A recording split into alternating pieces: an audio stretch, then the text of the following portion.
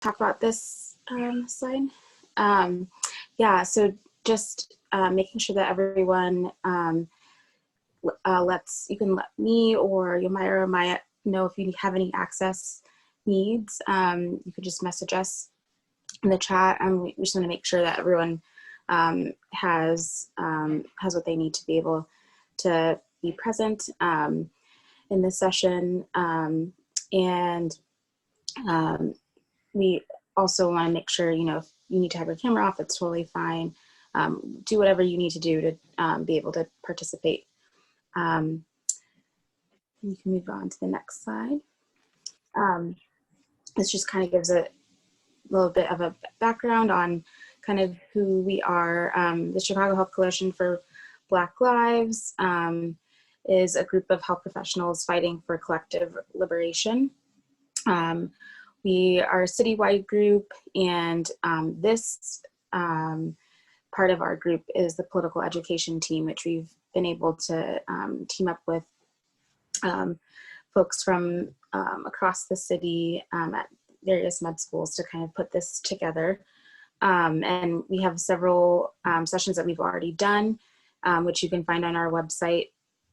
And we're going to have some more as the year goes on, and then next year as well. So definitely stay tuned for announcements about those upcoming sessions. Move on. Yeah. Okay. So we wanted to introduce our two speakers for the night, Dr. Peter Gann and Dr. Susan Rogers. We have some bios that I can read off if you guys want to do like a quick introduction about yourselves. That's fine too. We can do that later. That's okay. That's fine. Okay. Yeah. And whoever is joining, you can also introduce yourselves in the chat if you would like, and just share whatever you're comfortable sharing if you want to.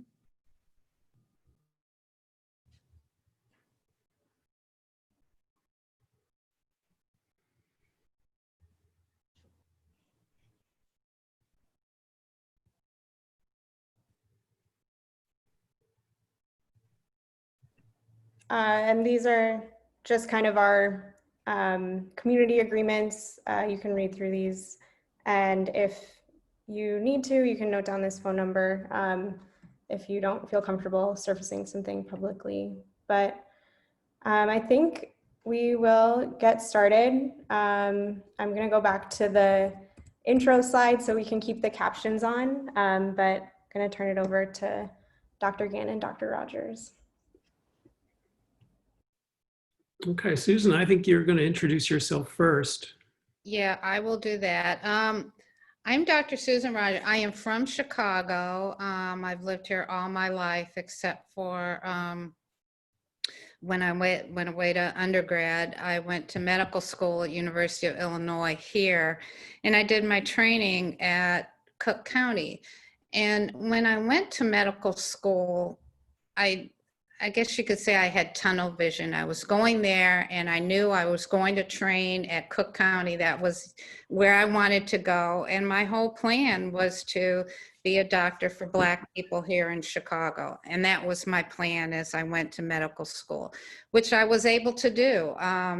Don't do what I did and only rank one hospital in the match, because that's where I ended up going anyway.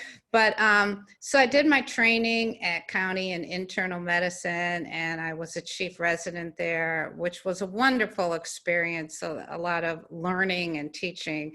And then I went to work for an HMO, which at the time was the solution to the issue with healthcare. And, the managed care was on the rise, healthcare administrators, the numbers were on the rise. Doctors were beginning to be told what to do and what not to do and how long to do it or not do it. But that didn't last. And I left there and I went to Near North Health Service, which is a FQHC. At the time, it was right in the Cabrini Green area, and that was our catchment area. Those were the people that we took care of at our clinic. We did a lot of work with teenage pregnancy, and it was a wonderful experience. I was the medical director there, and I look back, and it was actually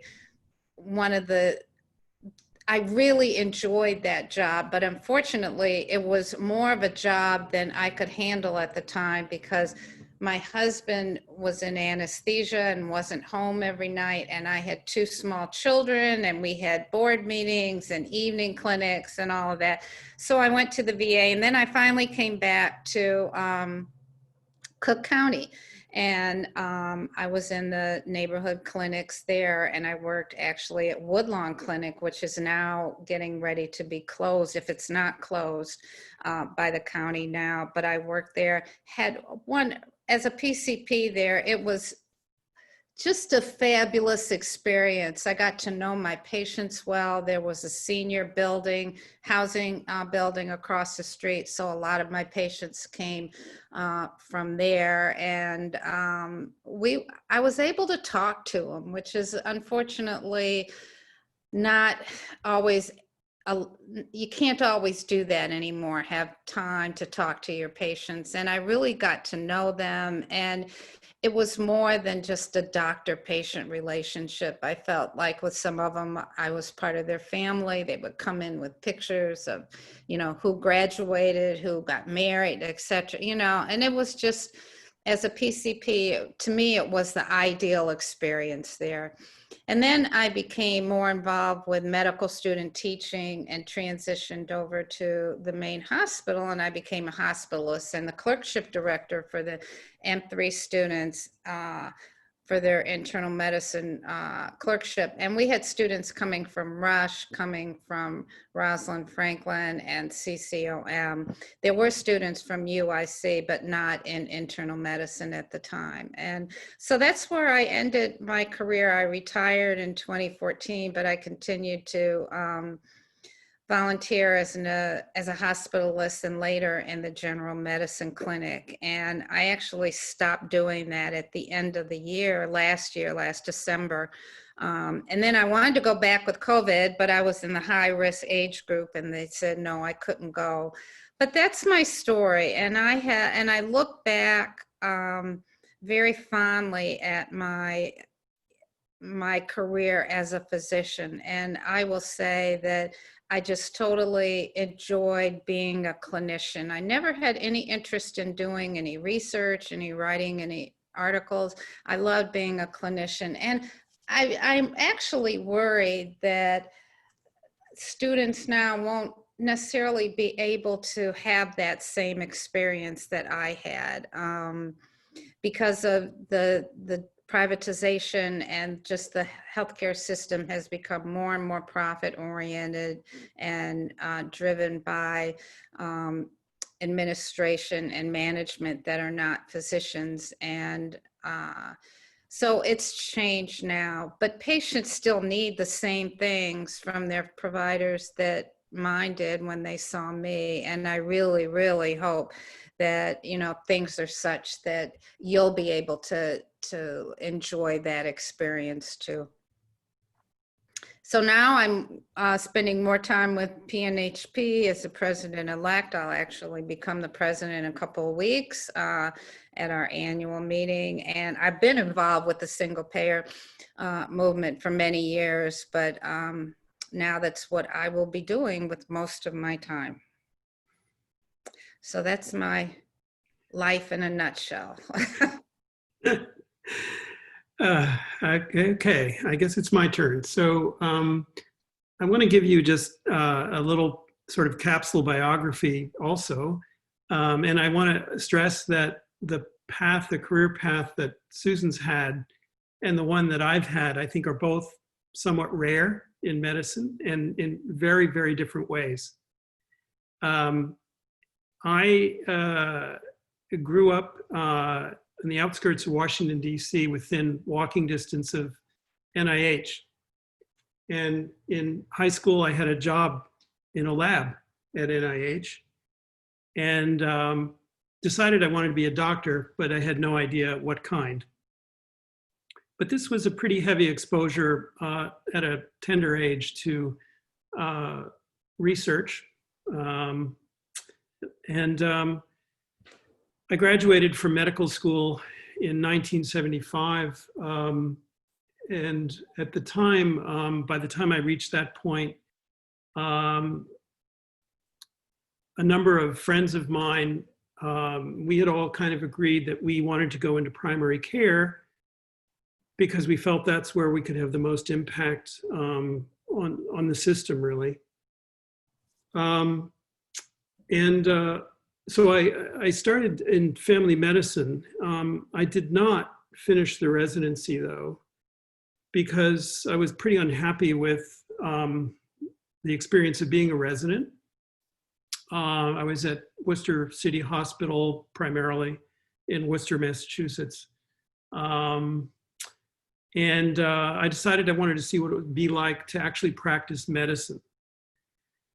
So I took a salaried job essentially as a GP in a small community in Western Massachusetts, and spent the next couple of years doing that, during which time I was able to experience some of the things that Susan experienced, which is the incredible satisfaction of getting to know patients very well, realizing that they're sharing really intimate parts of their lives. And it really feels like a privilege. And the amount of, I have to say, I mean, for actually very, very little expressions of care and empathy, the rewards that you get back are incredible. There's no other job I've had that provides anything like that. On the other hand, I was beginning to feel that the ideas that some of us had about changing the system through providing primary care was not viable. And I began thinking in terms of public health. So I went back to graduate school in epidemiology, which I felt very, very comfortable in that because of its combination of sort of the quantitative skills and then the public health emphasis. I ended up, when I finished a master's degree in epidemiology and statistics, getting a job in the state health department in New Jersey. And just this is kind of an example of how messed up our public health infrastructure is, because there I was kind of just out of my master's program.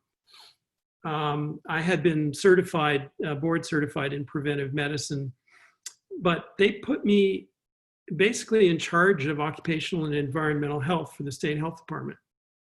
And in New Jersey at the time, that was Cancer Alley.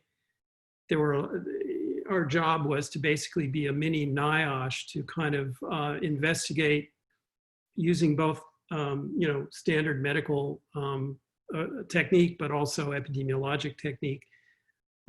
Serious problems involving people who are exposed to primarily to toxins.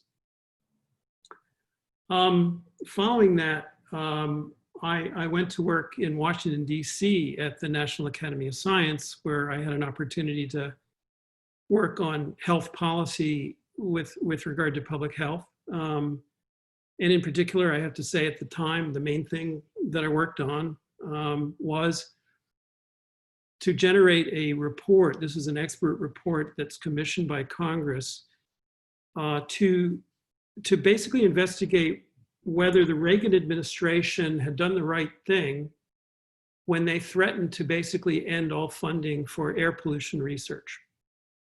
So that was interesting. We ended up basically with a report that I don't know how much impact it really had, but it certainly had a point of view about that policy. And after that, I actually went back to the University of Massachusetts to join the faculty, where I was teaching in family and community medicine, working with primary care providers who are doing research in the community. Did that for a while and then decided that I needed to get deeper into science. So I went and got a doctoral degree in epidemiology, focusing on molecular epidemiology. And pretty much ever since then, kind of my day job has been in research and teaching related to cancer prevention, and particularly cancer research. So you can see that I've tried a whole bunch of things. I wanted to say, though, before we kind of switch gears, that I want to thank the organizers of this session, because they introduced me to a term that I wasn't familiar with. And the term was liberatory practice, medicine as a liberatory practice. So for the last few weeks, I've been doing a lot of thinking about the relationship between healthcare and the concepts of liberty and freedom. And I want to suggest to you all, for any of you who are not aware of this little book, I'll hold it up. Hope you all can see it. It's a little paperback by Timothy Snyder called Our Malady, and it was rushed into print. It even has a lot of discussion of the COVID epidemic. Anyway, I'll just give you one of the quotes from this book. Snyder, who had a liver abscess following a botched appendectomy and spent 3 months seriously ill between December and March of 2020, writes at one point, "We are ill in a way that costs us freedom and unfree in a way that costs us health." And there's a lot to unpack in that sentence. So I thought about freedom and its relation to healthcare from 3 different perspectives: the patient, the healthcare worker, and the community. For the patient, illness diminishes freedom. I think that's obvious. But also the loss of agency for a patient, the loss of the power to control events, further diminishes freedom in the struggle to regain health. For the healthcare worker, liberation involves freedom from constraints on our ability to provide care and reduce suffering for fellow humans. And for the community, liberty is possible, I'm thinking, only when a social compact which is embodied in government and a system of laws exists that prioritizes equality and justice and ensures that the exercise of individual freedom does not harm others. That is a concept that goes back to the Enlightenment, to people such as John Locke, James Madison, et cetera. So our healthcare system fails to deliver freedom at all 3 of these levels. For patients, there's needless suffering and death. In addition, there is loss of control in choosing healthcare providers, accessing treatments, and accessing the knowledge that's required to effectively participate in decision about our own healthcare.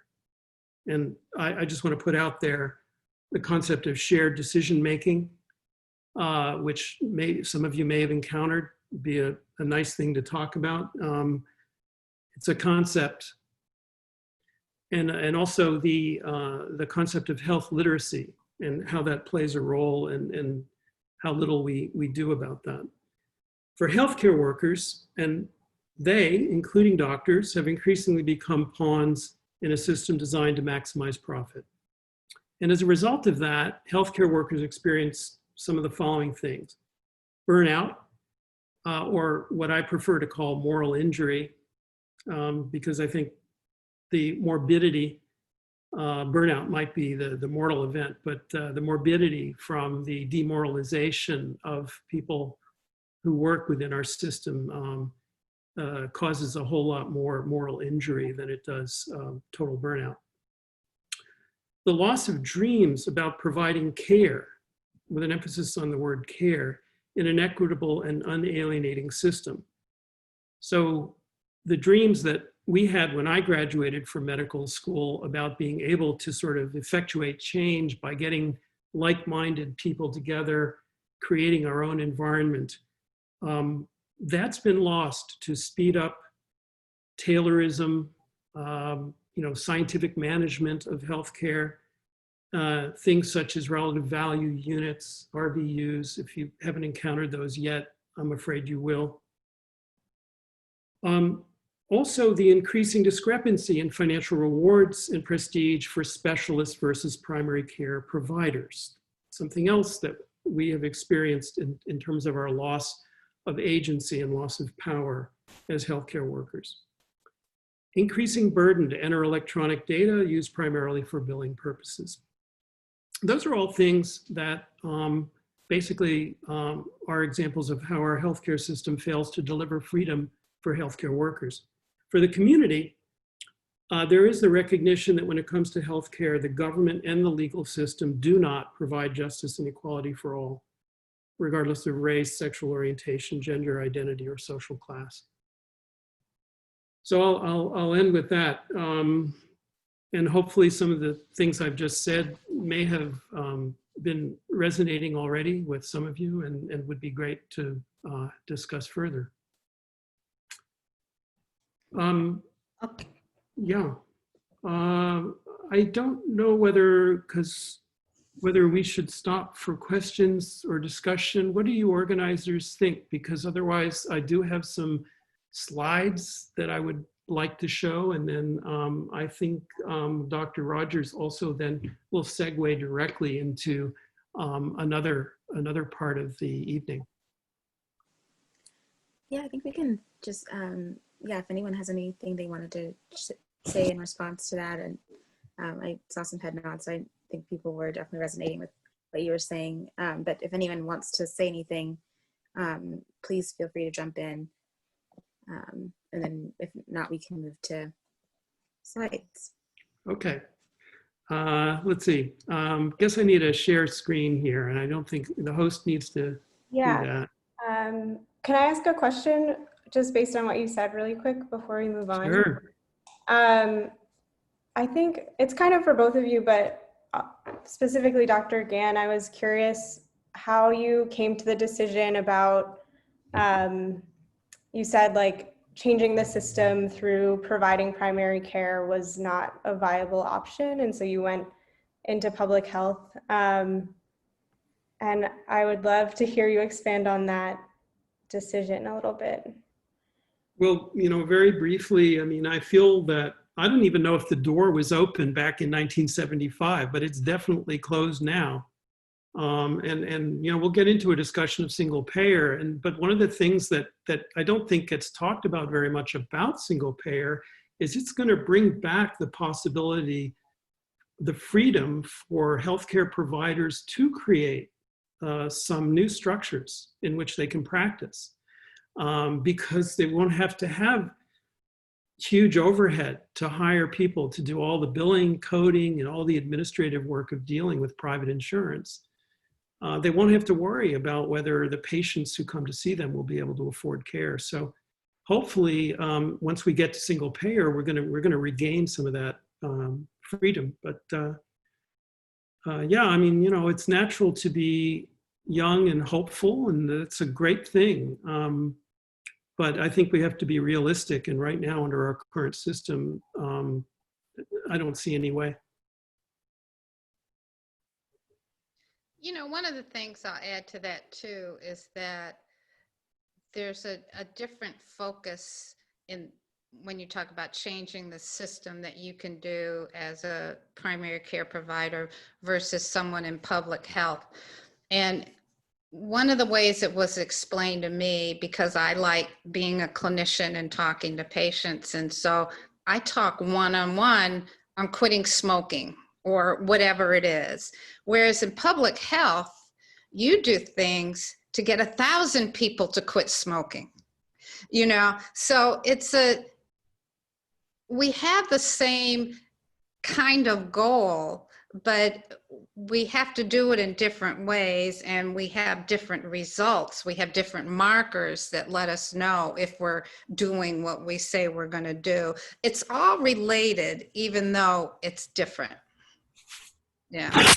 I would add one thing to that, which is that the COVID pandemic has exposed obviously a lot of problems, including those that aren't even related to healthcare. But one of the things that I think it's exposed is the fragility and the weakness of our public health infrastructure in this country.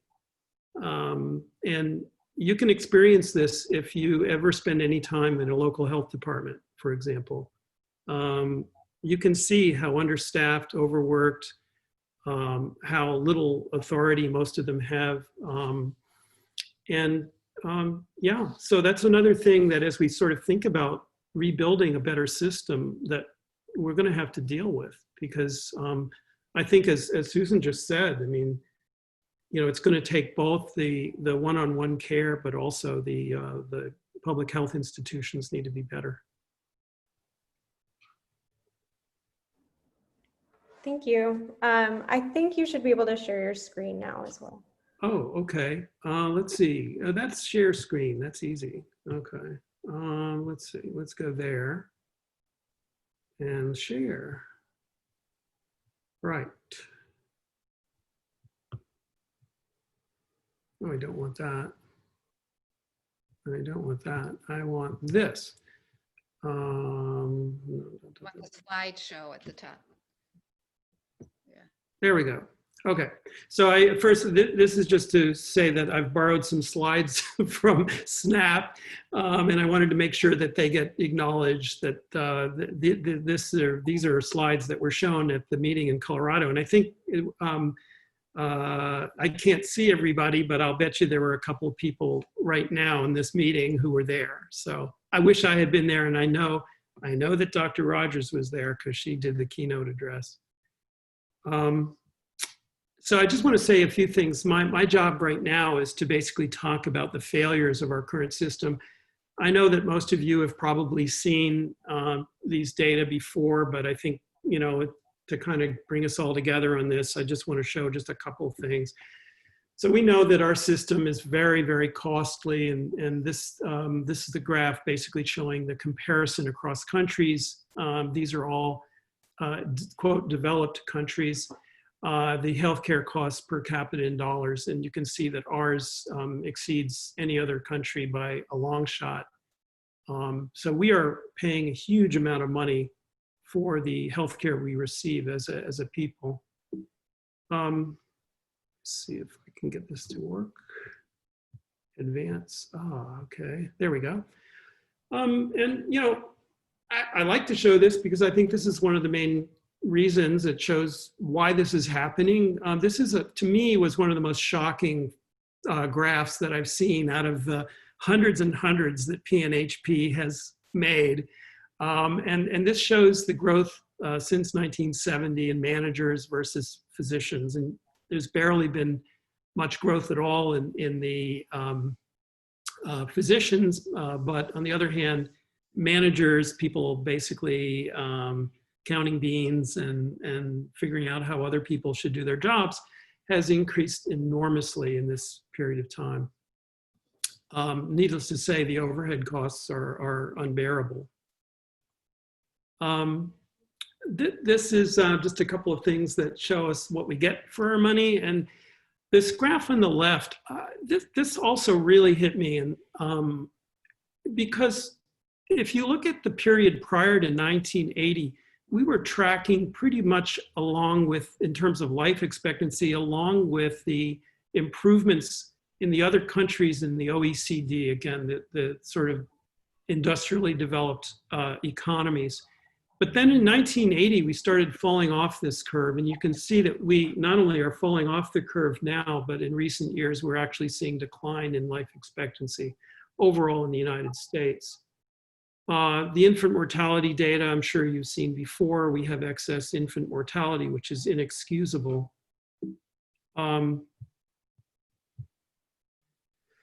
This to me is even more distressing in a way. This is the maternal mortality data, which is actually rising in the United States versus declining in all the other countries in the OECD.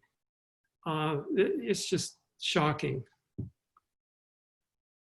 And now, looking at, this is an incredible map by census tract of the life expectancy at birth for 2010 to 2015. And what you can see in the national map there is some pretty predictable phenomena in terms of the distribution of smaller or lower life expectancy.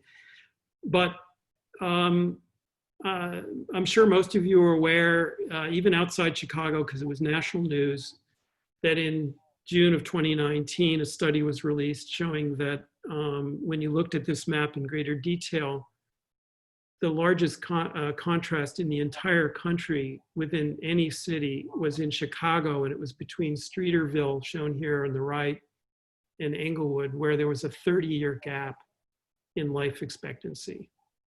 So yeah, I don't know what else. What can we say?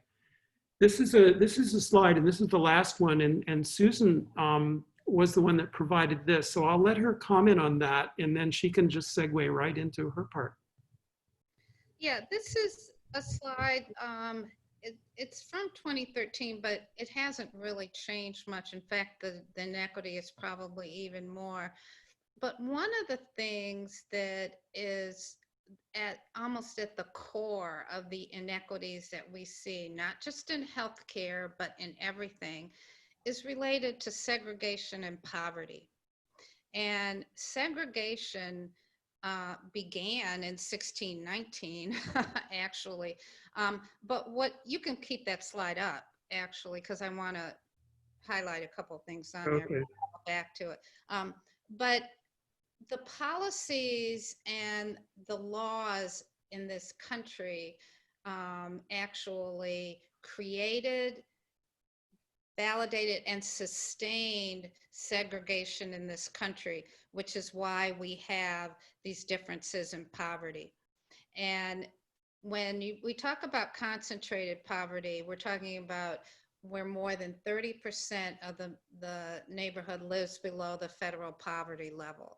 Now, what is the federal poverty level? It's a number that came up, and what it looked at was how much does it cost to feed someone, and they would look at if it was a single person or a family of four or whatever, and then you figure what the standard was. A third of your income went to supply food. So then they just tripled that, and that's the amount of money that you could sustain on.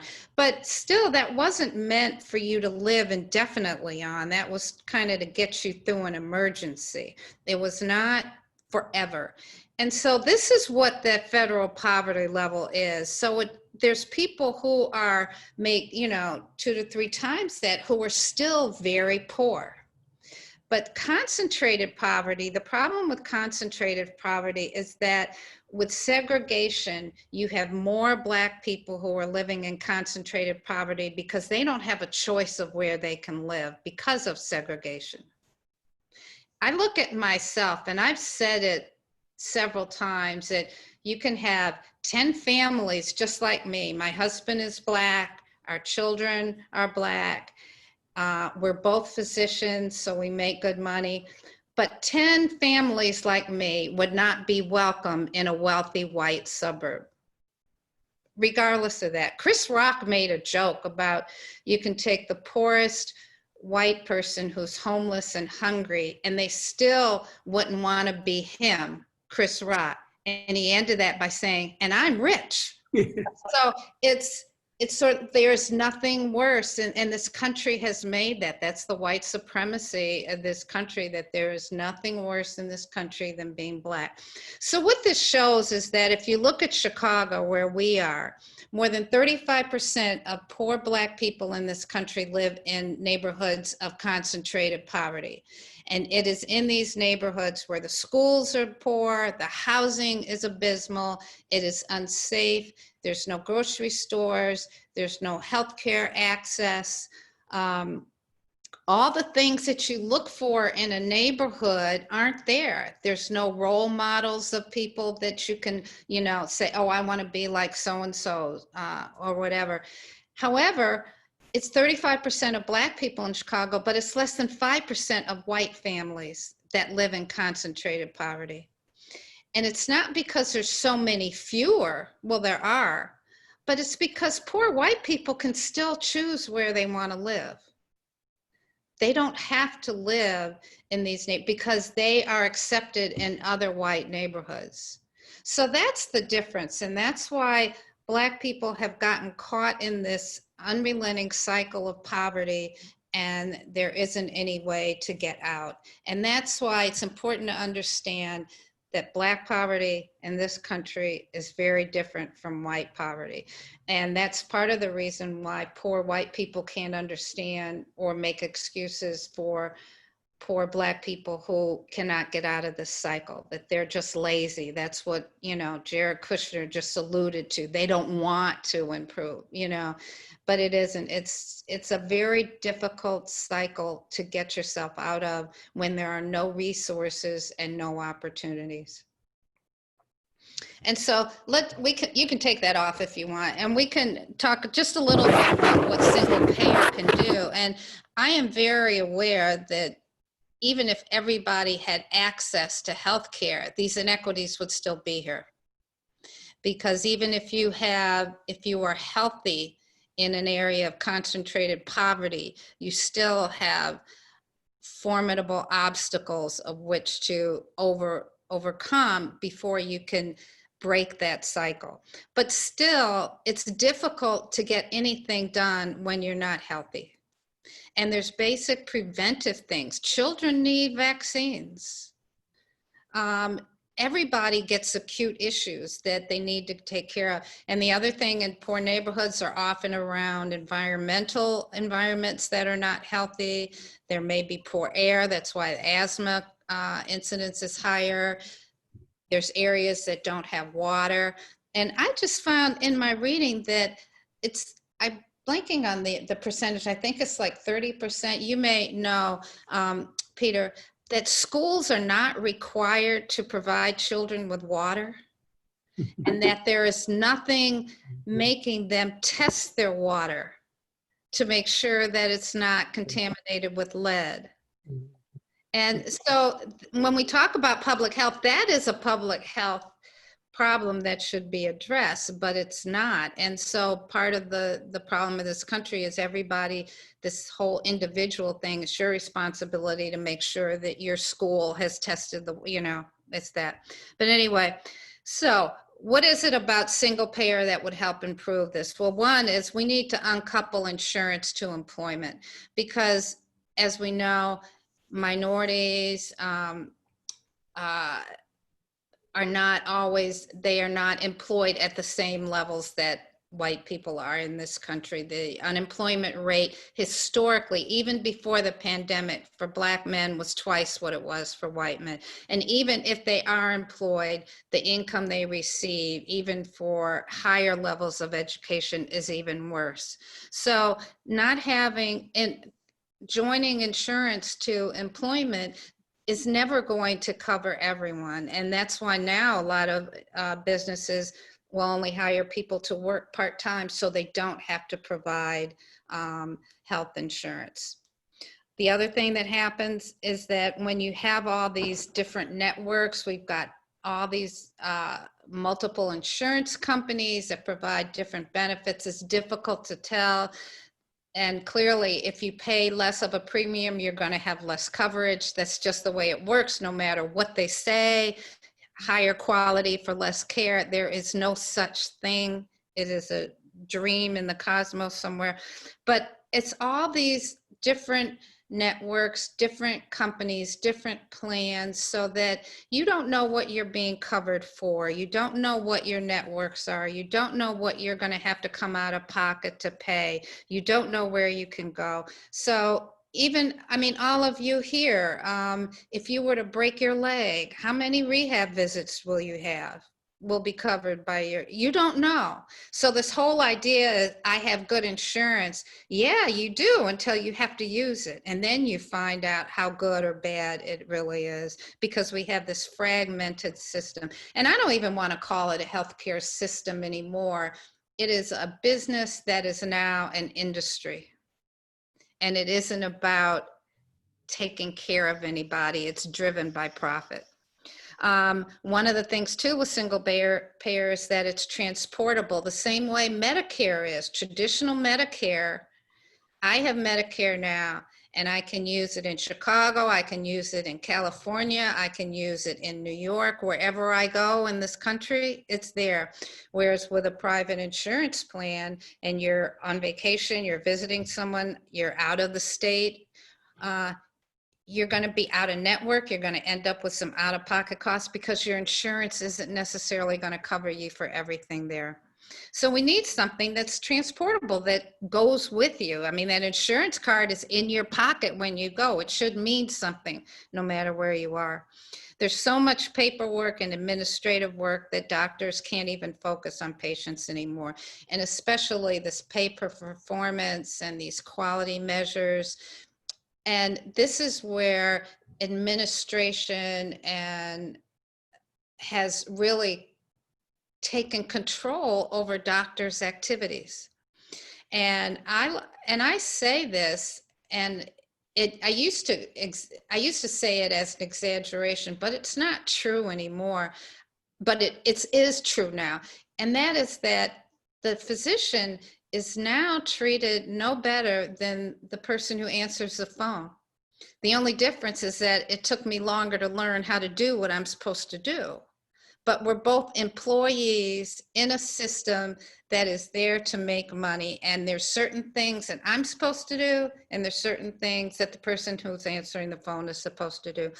And oftentimes what our performance is, how they determine quality, is really a reflection of your patient population. It's not a reflection of your physician. So you have poor patients who can't afford to eat well, who don't live in a safe environment. Their outcomes are going to be worse. And it's not a reflection of you not doing the right thing or you not caring. It's just the way it is. And so it's really not the parameter that we should be looking at. In fact, there's a institute called the Lown Institute, LOWN. It's a very interesting site. It's a non-for-profit, and you know, the U.S. News just came out with these rankings. They come out every year about what's the best hospital in the world or in the country, and you know, the best overall hospital, the best one for heart attacks, the best one for inflammatory bowel disease, whatever, and they rank them. And so you'll see it that all these hospitals will say, yeah, we're number 2 and such and such. But then they looked at how do these hospitals also take care of their community? And what they found is that the hospitals who were in lower income neighborhoods, they took care of their community. They function as safety net hospitals because they're the only ones there. And their outcomes were worse. But again, it's the reflection of the community. Whereas your wealthier hospitals will not see patients with Medicare and Medicaid at the same rate. They have to see you in the ER. But that's only by law. They don't have to admit you to the hospital. And those hospitals, they were not very inclusive, but their outcomes were better. And if you look at a place like the Cleveland Clinic, where people come from overseas with cash in hand, and their surrounding community has some of the worst health inequities and statistics of the entire state of Ohio. They also have more police than the city of Cleveland, and they parole their grounds to make sure that people from the neighborhood know their place. So nothing's changed in how people are treated, how they're cared for, because it's all driven by profit. Just as in slavery, it was a profit-driven system.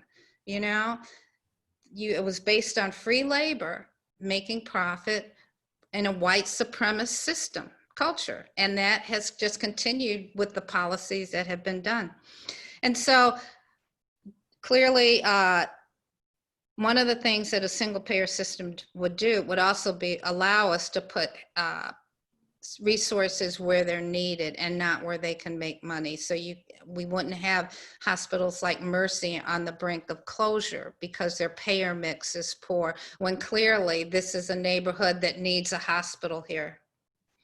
And so you'll be able to place things where they're needed. And we really have to have, one of the things that we have to make sure we do is have oversight of this process, because otherwise it'll go the way of public education, where clearly the schools in poor neighborhoods are not resourced as well. The facilities are structurally in disrepair, whereas you look in a school in a better neighborhood, that school is a reflection of the neighborhood, and the school is better resourced and the structure is better.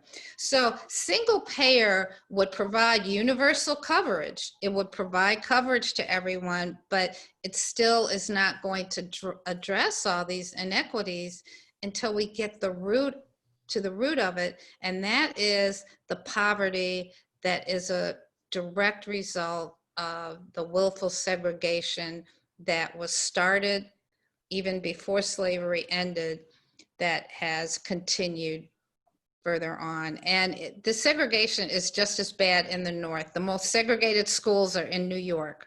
So it is not just a deep South problem. It is everywhere. It's here in Chicago. And that's part of what we have to address if we really want to get health equity. Wow, thank you. I guess we should pause to see if there are questions or anything that you all who are on the call would like to react to. I'd actually, this is Ken Rosenberg. I'd like to add a couple of comments to what you guys have said. So I'm a couple of years older than Susan and Peter, but all three of us have traveled parallel paths.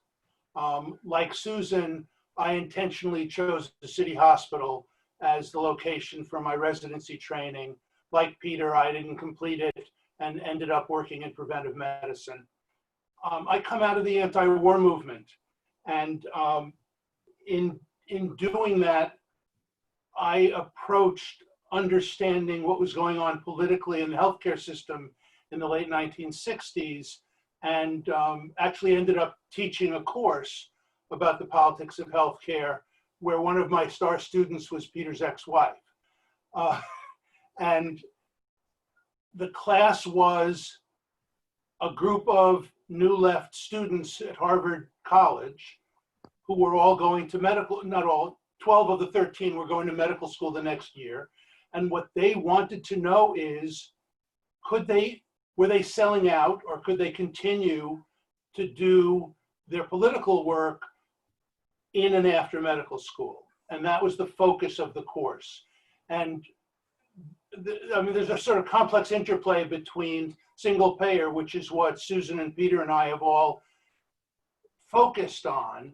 But the larger question is, so as a doc, as a healthcare worker, what is it that you can do?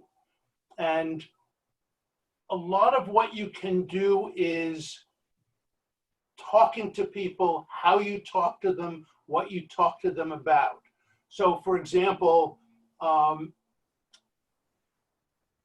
in many medical, I also teach first-year medical students at Oregon Health and Science University, sort of how to interact with their patients and about unconscious bias and stuff like that, that I think you guys are probably getting exposed to. To make people feel comfortable with insurgent movements. Now, Portland, I think Chicago's sophisticated. In Portland, what I'm seeing is this very similar movement in 2020 to what I saw in 1968 in Boston, of insurgency against the status quo. Portland is astonishing because there are relatively few Blacks here, but the insurgency is led by young Blacks and populated by young whites, and has really changed the culture, very much in a way that's similar to how the New Left changed the culture in the 1960s and 70s. You will run into people who find that offensive or incomprehensible. You will sometimes have an opportunity, either with your patients or with your peers or with other people, to explain that to them and to communicate about what's going on. I mean, another I mean, there's a kind of laundry list of things that you can do that do not abandon your principles in the practice of medicine or other health professions. For example, I mean, this is sort of jokey, but I mean, you could put a badge on your coat and say, ask me about Medicare for all. And maybe only 1 out of every 20 patients, maybe out of boredom or anxiety, will ask you. And so you talk to them, they want to know. Or you can hand them a brochure and expose them to things over a period of time. So I think that the interplay between Medicare for all is a much larger movement. Physicians in particular, I found, often don't understand their role in social change. And for example, within the Oregon chapter of Physicians for National Health Program, we have several people who I think frankly think that physicians will lead the revolution. And that's silly. We can be supportive, we can be fundraisers, we can be educators, but we're not going to lead any revolution because A, we're busy, and B, we have too much privilege. And it's hard for us to give it up. But we can watch and support and help out with the things that young people are doing, because the 3 of us are getting older and we need young people to carry on in this tradition of we need change and how we're going to make it, and to figure out for yourselves how you're going to do that. And maybe a student PNHP chapter is a great way to get people together talking, but maybe single payer isn't the only thing that you can contribute to liberation movements.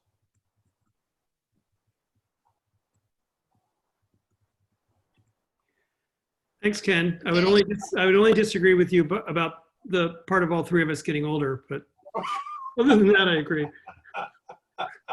I wanted to point out now there's a couple questions in the chat, so maybe we could try to respond to that. I'll just read this one out. This is from Janhavi, I hope I pronounced that right. Are calls for single payer inherently coupled with state-funded medical education? Interesting question. I think the answer to that is no, they are not. Although there's a real possibility that when that legislation gets written, the negotiations will end up including that. And I think that would be a great idea. I believe we're the only industrialized country where medical school has cost and is not public for people who can apply and get in. Yeah, I'm not familiar enough with the details of HR 1384. Most of you probably realize that that is a bill that was introduced into the last Congress. Probably the most advanced single payer. It is the most advanced single payer legislation that's been proposed. It had, last time I checked, support from, I believe it's about 130 members of the Democratic caucus, which is pretty impressive. And I think given what is likely to happen on Tuesday, that number is going to increase.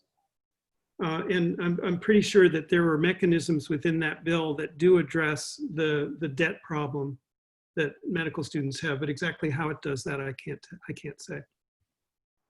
And just for clarification, there's one bill for single payer in the Senate, sponsored initially by Bernie Sanders and then supported by a lot of people, and a parallel bill that's quite similar in the House of Representatives, sponsored by Pramila Jayapal of Washington State, and also sponsored by the 100 some odd representatives.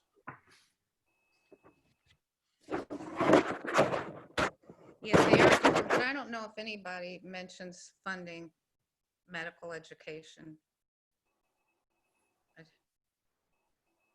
think T.R. Reid says it implicitly, but I don't think in Colorado they actually did anything with it. He, in his in the documentary that was on TV about 10 years ago, when he reviewed healthcare in 5 other countries. They talked about free medical education, I think in Germany or France or both, but it hasn't been an active part of the legislation. I mean, in part, the complexity of this, of single payer and Medicare for all, is that it's really just a way to change payment. It's not inherently a bill to change how the healthcare system is organized.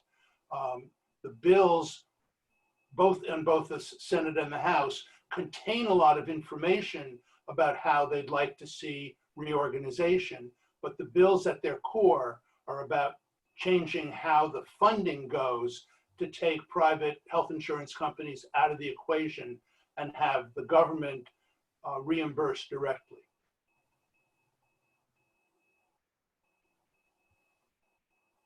I don't know if Jen Javi, did you have a comment or anything you'd like to add? I don't know whether that helped address your question.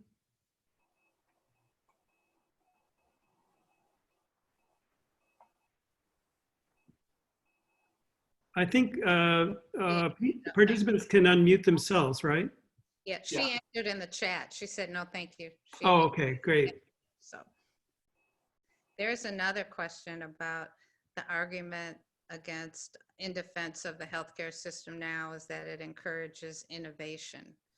And is there data on where new drugs, devices actually come from? National corporations versus university labs versus federally funded research in single payer countries. From a public health perspective, how do you view the potential benefits of future innovations that often only benefit the most privileged classes in light of clearly inequitable distribution of currently available resources? Well, I think that the U.S. is not necessarily leading the world in innovations. And even in this country, it's the NIH that pays for most of the funding. And it's clear too that the pharmaceutical companies, they make much more money in profits than what they spend on research and development. So that's their excuse for making the drugs as expensive as they are to recoup their costs, but that's not true. They're just making it as expensive as they can because they can. It's a profit-driven system, and so that's what they do. They're beholden to their shareholders. And I know that, you know, I've read that there's more journal articles coming from countries overseas. There's more research done there. There's more innovations done there. So it's not like this country has the monopoly on the creativity and the innovation that comes in medicine. That's not true. In fact, it's probably dwindled over the years. Peter, you may know more about that, or Ken. Well, I have had and do have an opportunity to interact with private companies in technology development and innovation. I can tell you that, you know, people talk about government waste and government inefficiency. They haven't seen anything until they see what a drug company can do. The amount of, you know, spending on things that really produce no value is just off the charts. That's one thing. The other observation I'll make is that I also spend a fair amount of time interacting with colleagues in other countries. And one of the things that I've observed, and I do a lot of work in prostate cancer, and so there are a lot of people, particularly in Europe, who are working in this field. One of the things I've observed is they get a lot more bang for their buck in terms of research. I mean, the US, we produce a prodigious amount of medical research, and some of it you might consider innovative. But considering how much is spent on it and how many people are involved in it, it's not really all that productive. But when I interact with, I'll just take the UK, for example, because I've done grant review for them, and I follow certain groups there in my research field. And they're able to accomplish things with a lot less money. And if you look at a country like one of the Scandinavian countries that stands out is Sweden, because of the fact that they have a unified universal health care with essentially a national health system, they can do things that we can only dream about in terms of following up populations and understanding what the impact of various factors are, including, environmental factors, risk factors for various diseases, outcomes from treatment, all of that. And So Peter, you're saying they can do longitudinal studies that we can't? Oh, absolutely. And a lot of times, researchers in the US actually have to find partners in those countries in order to do the studies. So this is kind of one of the smaller benefits, I say smaller because there's so many, of a single payer system, is that for the first time ever, we would have the possibility of a national database that could be used to do research that is currently just impossible to imagine in the United States. And if it's well run, if it's directed towards the public good, it could be a tremendous benefit. So Taylor, another piece of an answer to your question is that the deal that has been struck since World War II between the government and private industry, especially pharmaceutical, but others also, is that the basic research gets done by academics with NIH funding, and then that gets made available with patent to private companies to produce, to be sole producers, usually for at least 7 years and often for more, for private profit. And that hasn't been seriously questioned. I'm not even sure it's widely understood, but in the long run, I'm pretty sure somewhere along the line, a more liberal administration might well take it on. The problem is universities, medical centers, lifeblood is NIH funding, especially medical school research. And the pharmaceutical companies would lobby like crazy if we tried to change that arrangement. So there are already very rich lobbying organizations that would produce barriers to changing that. But it's a fight worth fighting in the long run.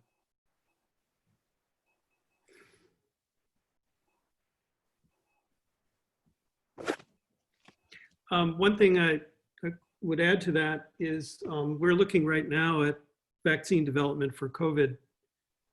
And it's interesting to look at how different countries are approaching how that vaccine is going to be paid for and distributed. One of the things that the Trump administration has done is it's withdrawn from a international cooperative agreement to basically make affordable vaccine available worldwide.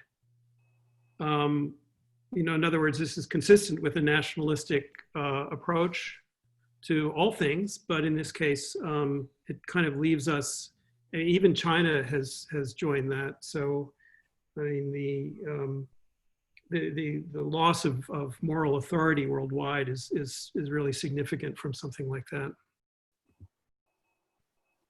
There's another question, I think Rex asked earlier. Let's see, is it possible that CMS could add more funding for residency positions?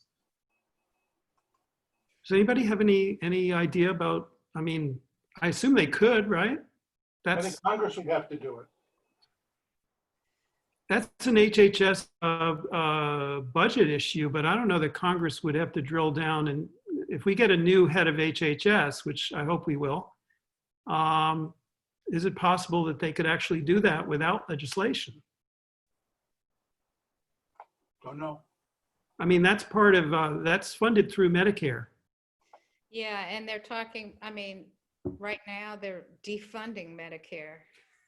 So, Yeah. you know, Yeah. that would have to be changed if there's going to be any more dollars there to fund anything. Right, right. Susan, can you say more about their defunding Medicare? Well, that's what the Trump administration is doing. I mean, right now, aren't they not taking out from payroll? I don't know. because I don't get a payroll check, whether they're taking away the Social Security, the Medicare deduction now, that they're not taking from, so it's not being funded now. And one of the things that people don't realize too is that immigrants in this country are so vital to the funding of Medicare. A lot of illegal immigrants end up working under a fake Social Security number. And so the employer still deducts from that check, but that immigrant will never be able to take benefit of Social Security.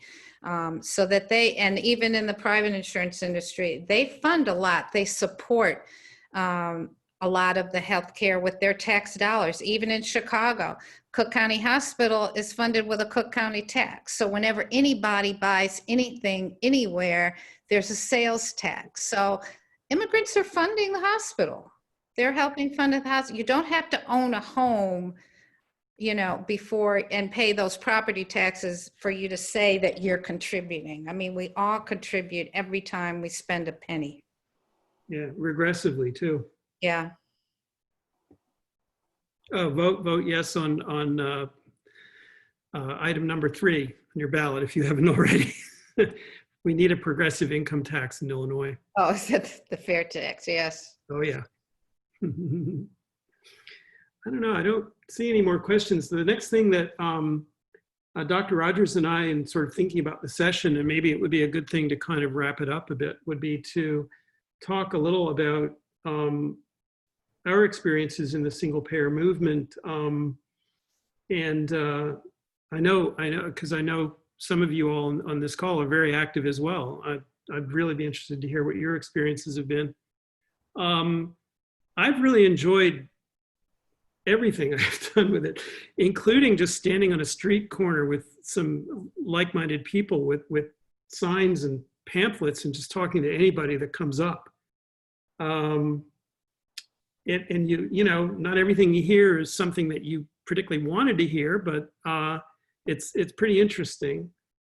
And generally we get a great response. So I feel like if we I think as Ken said, I mean, there are so many opportunities to try to raise this topic with people in all kinds of settings. And I have to say, it's been really, for me, it's been not only gratifying, but I hope it's been productive.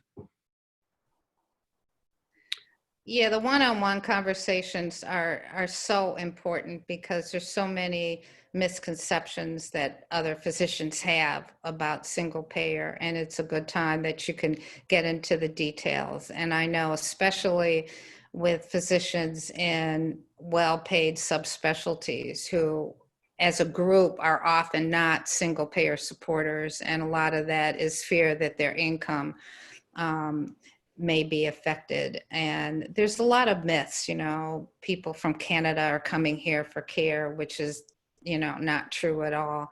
So there's nothing, I mean, we still need a national response, but don't, you know, forget about the one-on-ones. That you'd be surprised how many times people will hang on to something that you said. And it can be a tipping point into how they think. So when those opportunities come up, as frustrating as they may be, let me tell you, but you know, that's important.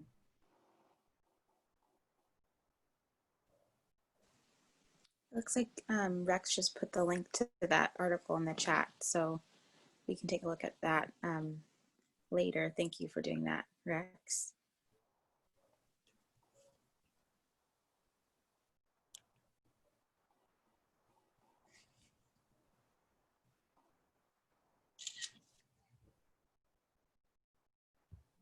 Okay.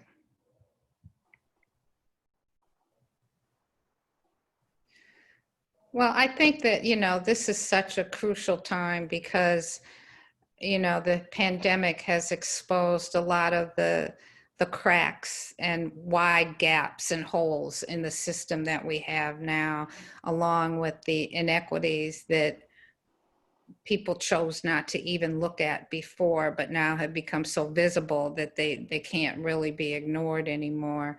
And I think that now is the time that we really need to grasp and really focus on trying to get this done, because with the pandemic, there's going to be so many people who are going to have so many needs, not just healthcare, but just basic housing, basic employment, those things, you know, and right now it's not being addressed.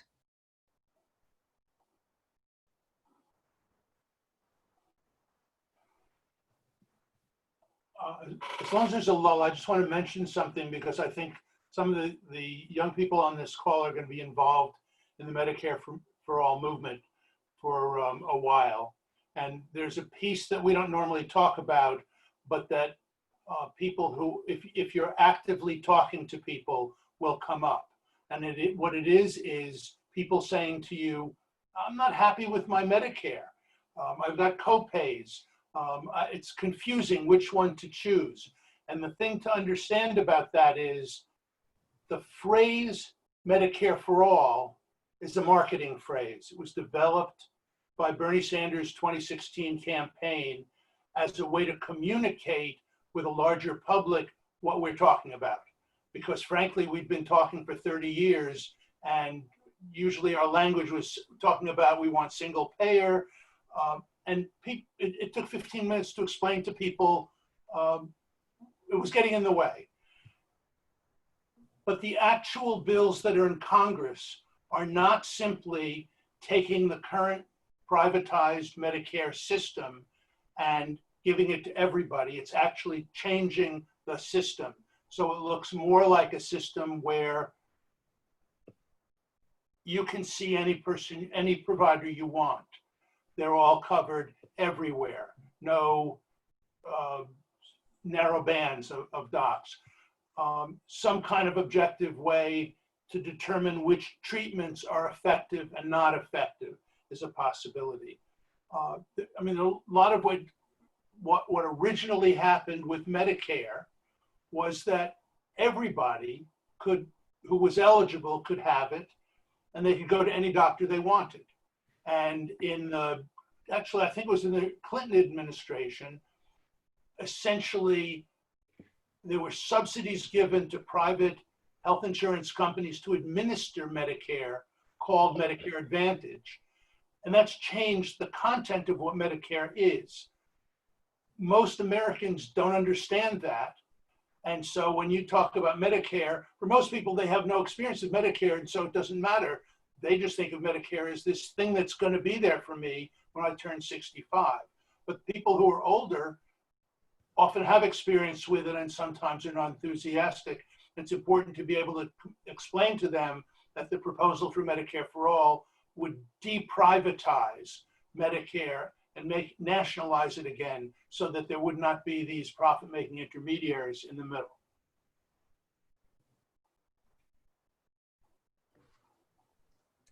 Okay, well, I think we can wrap up there. Thank you so much, Dr. Rogers and Dr. Gann, and everybody who participated and weighed in today. This was a really valuable discussion, and I think I personally will be thinking about it a lot moving forward. Yeah, thanks for coming. I think that's it.